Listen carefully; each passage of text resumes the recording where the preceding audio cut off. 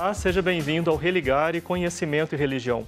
A meditação desempenha um importante papel tanto em religiões quanto em tradições de sabedoria. Você gostaria de saber mais sobre técnicas de meditação na tradição budista?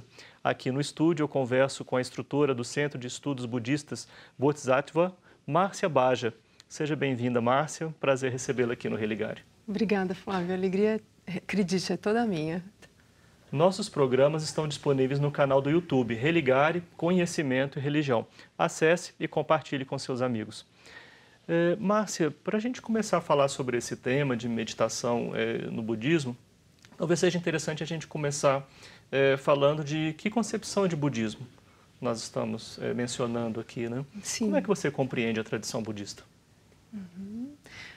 Então, o budismo, assim, né, na sua origem, ele nasce na Índia, né, com o despertar do príncipe Siddhartha.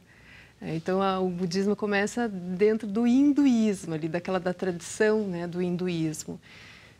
E aí ele vai expandindo, né, na medida que os alunos do próprio Buda, né, vão atingindo a mesma compreensão, a experiência direta do que ele estava falando, eles vão migrando, né? Então, depois que o próprio Buda faz a passagem, né, ele deixa, né, a nossa dimensão, os alunos começam a migrar para outros países. Então, vai para a China, vai para o Japão, vai para a Tailândia, né, vai para o leste europeu até, né, tem alguns países também, né? Então, aí o budismo é isso, né? Na verdade, ele é a mensagem de um ser humano, né, que desperta, ajuda outros seres humanos a despertar. O que é o despertar? Aquele que se conhece, né? Aquele que supera as raízes do sofrimento humano, e descobre muitas coisas, né, a respeito da realidade, do poder da consciência. É um caminho de conhecimento, de autoconhecimento. Mas aquele que se conhece e conhece a realidade. Então, o budismo ele vai falar sobre essa interdependência profunda, assim, íntima, né, da consciência e daquilo que ela vê. Né? Então, o budismo daí ele vai se espalhando por diferentes culturas e até gerando novos símbolos, uma nova roupagem, né, de acordo com a cultura local, mas vai se mantendo essa essência, né, do autoconhecimento a partir do silêncio. Sim. Nós vamos falar sobre o silêncio, pode até parecer curioso, né? Falar sobre o silêncio. É a contradição, né? Mas antes, Márcia, eu queria, assim, você está falando, né? O budismo foi se encontrando com várias culturas, também se encontrou com o Ocidente. Como se dá, né, esse encontro com modos, né, tão distintos, né? Desde a sua origem a esse modo próprio de ser da tradição ocidental? Pois é, eu vejo assim que continua isso, né, essa expansão, eu não diria nem da tradição budista, né, mas da mensagem, né, budista. Então isso é assim, como isso é algo extremamente benéfico para o ser humano, aquilo supera as fronteiras, né, culturais, territoriais, né. Então, aquilo vai se derramando, né? Então, no Ocidente existe essa busca. E eu não vou nem dizer que a gente já não tem uma tradição perfeita, né, dos contemplativos cristãos, né? Está aqui já tudo isso, né? Mas o budismo ele vai assim, superando as fronteiras, vai se derramando sobre as diferentes culturas. E como as pessoas têm esse natural interesse, né? Superar o sofrimento, encontrar sentido para a vida, as pessoas talvez encontrem, né, ali uma mensagem útil. Nem é necessário se converter, né, dentro disso, mas você pode entender as instruções, né, que podem ser seguidas, como aquilo pode melhorar a sua vida, né? Então, uma pessoa pode estar na sua tradição e se aproximar dos conhecimentos, das práticas budistas. Nossa, o próprio Dalai Lama, né, que é tem, né, esse papel tão importante no mundo hoje, né, conversando com as várias tradições. Ele é do budismo tibetano, né, então o budismo chega no Tibete também. Aí depois que o Tibete tem esse confronto com a China, os mestres tibetanos vazam, né, daquela região e começam a andar pelo mundo, né, e chega até aqui no Brasil agora. Então Dalai Lama diz isso. Não tem essa ingenuidade de achar que você precisa se converter, né? Porque isso não é uma coisa fácil também, né? Você simplesmente entrar, mergulhar, né, no budismo é uma coisa super complexa ali, né? Então ele diz, pegue aquilo que é útil e leve para a sua própria tradição, Então, ele mesmo não recomenda. Ele diz só se brotasse no fundo do seu coração, se achar que isso vai ser benéfico, prático, mas não por uma curiosidade, por uma ingenuidade, né? Vou ser budista. Sim. O termo religião se aplicaria ao budismo? Então, isso é interessante porque o próprio Dalai Lama diz isso também, né? Ele diz que o budismo pode ser uma religião, uma filosofia, um modo de vida, né? Você pode ter todo esse aspecto ritualístico, se você quiser. Daí tem muitas práticas, né, com os rituais budistas. Você pode entrar nesse aspecto religioso. Você pode entrar no aspecto filosófico, né? Porque daí tem ensinamentos, né, explicações sobre a consciência, a realidade. Daí você pode ficar lá, né, passar uma vida estudando assim tudo que está disponível. E aquilo se transforma numa forma de viver. Qual que é o caminho para essa cura? Olha, eu acho que o remédio mais poderoso assim, né, do budismo é o silêncio.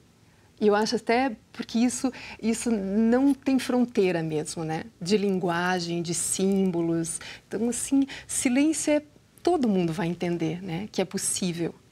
E eu acho que na nossa cultura hoje é fundamental reapresentar o silêncio, né?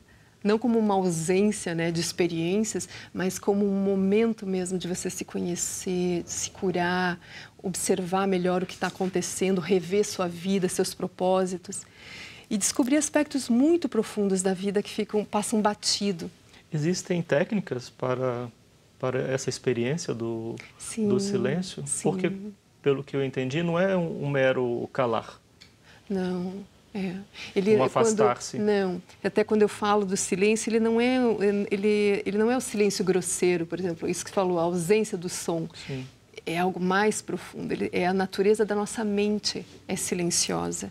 Como se fosse a fonte, né? Uma fonte silenciosa, da onde podem brotar sons, imagens, pensamentos, experiências, mas a fonte está ali, né? Sempre presente, onde a gente pode retornar, rever, observar.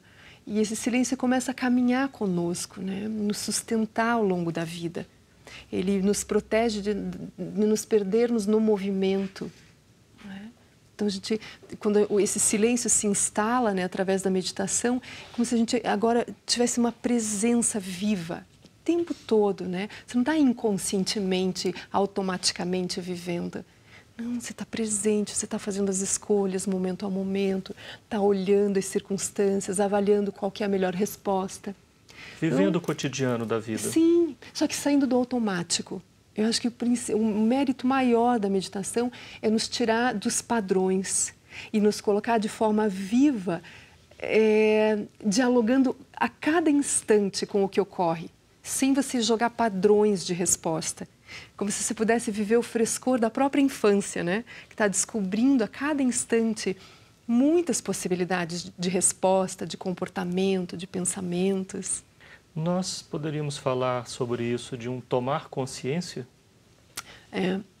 A gente não pode dizer que a gente está inconsciente, mas talvez a gente não esteja presente nessa consciência. Talvez a nossa consciência esteja sempre referenciada no passado e no futuro.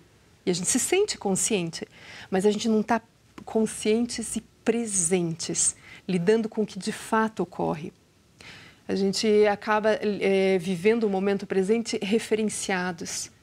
Então, isso limita, né, a nossa interface com a realidade.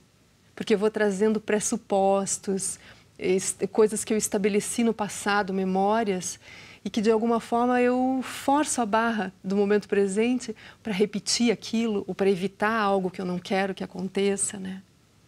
Então, isso não, ele me dá uma abertura, uma permeabilidade, uma flexibilidade, né? Para lidar com o que de fato está aqui. Aí a mente, ela está sempre num estado de frescor. Eu não estou com um passado, sabe? A meditação é isso, ela vai deixar a mente num estado de abertura sem conteúdos que interrompem o meu diálogo com o momento presente. Você apresentou o budismo como filosofia, possivelmente também como religião, como tradição, mas o quanto tudo isso não se aproxima também da psicologia? Eu acho assim que a gente tem dentro da psicologia ocidental muita coisa que está ali bem próxima, né? Eu não vou arriscar julgar nada da psicologia, porque eu pouco sei também. Bom, também não é o meu caso. Exatamente. Mas eu acho que tem muita coisa boa, assim, sabe?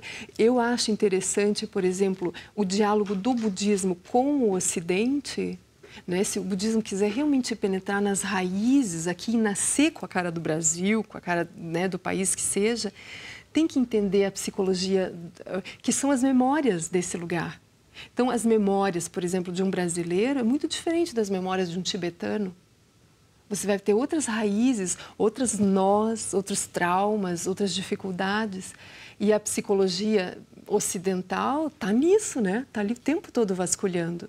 Então, eu acho que conversar, eu acho fundamental. Bem, eu vou chamar o intervalo, mas nós vamos continuar a nossa conversa. Aqui no Religar, eu recebo Márcia Abaja. Ela é instrutora do Centro de Estudos Budista Bodhisattva. Nós estamos falando sobre meditação no budismo. Vamos fazer um breve intervalo e voltamos já.